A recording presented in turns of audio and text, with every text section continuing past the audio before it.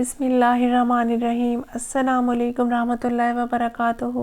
آج ہم روزے کے مکروہ ہونے، اس کی قضا اور کفارہ کے بارے میں بات کریں گے۔ روزہ کن باتوں کی وجہ سے مکروہ ہو جاتا ہے؟ گوند چبانا یا کوئی اور چیز منہ میں ڈالے رکھنا، بلا ضرورت کسی چیز کا چکھنا۔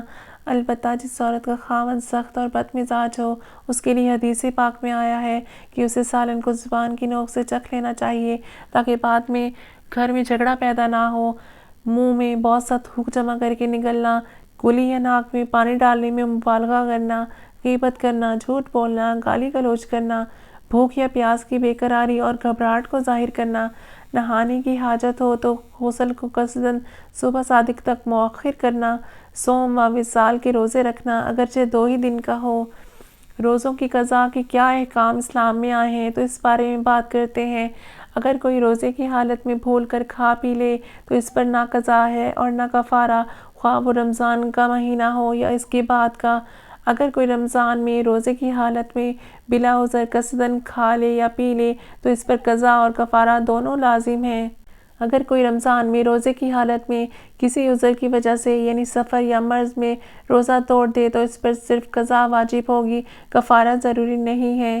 اب ہم ان امور پہ بات کرتے ہیں جن سے روزے کی قضا لازم آتی ہے، کفارہ نہیں۔ کسی نے زبردستی روزے دار کے منہ میں کوئی چیز ڈال دی اور وہ حلق سے اتر گئی۔ روزہ یاد تھا مگر کلی کرتے وقت بلا قصد حلق میں پانی اتر گیا، کہہ آئی اور قصداً حلق میں لوٹا دی یا قصداً منہ بھر کے کہہ کر ڈالی، روزہ ٹوٹ جائے گا اور قضا لازم ہوگی، بشرطے کہ دونوں صورتوں میں کہہ منہ بھر کر ہو اور روزے دار کو اپنا روزہ یاد ہو۔ اگر روزہ یاد نہیں ہے تو ان تمام صورتوں میں روزہ نہیں ٹوٹے گا۔ دانتوں میں رہ جانے والی چیز کو زبان سے نکال کر نگل لینا جبکہ وہ چنے کے دانے کے برابر یا اس سے زیادہ ہو، اور اگر منہ سے نکال کر پھر نگل لیا تو چاہے چنے سے کم ہو یا زیادہ تب بھی روزہ ٹوٹ گیا۔ دانتوں میں سے نکلے ہوئے خون کو نگل لینا جبکہ خون تھوک پر غالب ہو تو روزہ ٹوٹ گیا، قضا واجب ہوگی، اور اگر خون تھوک کی مقدار سے کم ہوگا تو روزہ نہیں ٹوٹے گا۔ بھولے سے کچھ کھا پی لینے کے بعد یہ سمجھنا کہ روزہ ٹوٹ گیا، پھر قصداً کھا لینا۔ کسی کی آنکھ دیر سے کھلی اور یہ سمجھ کر کہ ابھی سحری کا وقت باقی ہے کچھ کھا پی لیا تو پھر معلوم ہوا کہ صبح ہو چکی تھی۔ رمضان المبارک کے سوا اور دنوں میں کوئی روزہ قصداً توڑ ڈالنا، اب یا غبار کی وجہ سے یہ سمجھ کر کہ آفتاب غروب ہو گیا روزہ افطار کر لیا حالانکہ ابھی دن باقی تھا، ان تمام صورتوں میں روزہ ٹوٹ جائے گا اور اس کی قضا لازم ہوگی۔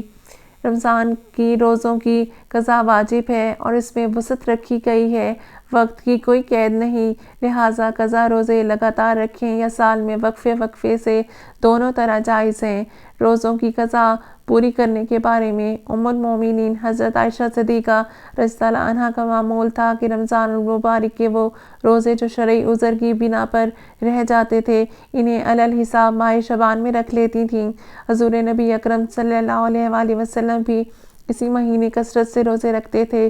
اس سلسلے میں حضرت ابو سلمہ سے مروی روایت ہے، میں نے حضرت عائشہ صدیقہ رضی اللہ عنہا کو یہ کہتے ہوئے سنا کہ اگر مجھ پر رمضان کے روزوں کی قضا واجب ہوتی تو میں نے شعبان کے علاوہ قضا نہ کر سکتی۔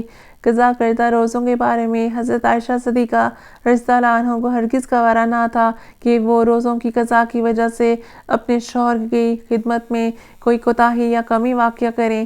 اس روایت سے فقہ نے اس سلسلے کا استنباط کیا ہے کہ کوئی عورت اپنی خاوند کی مرضی کے بغیر نفلی روزہ نہیں رکھ سکتی۔ اللہ پاک ہمیں دین پر چلنے کی ہدایت کرے، اللہ پاک ہمیں ایمان کی سلامتی عطا کرے، آمین ثم آمین۔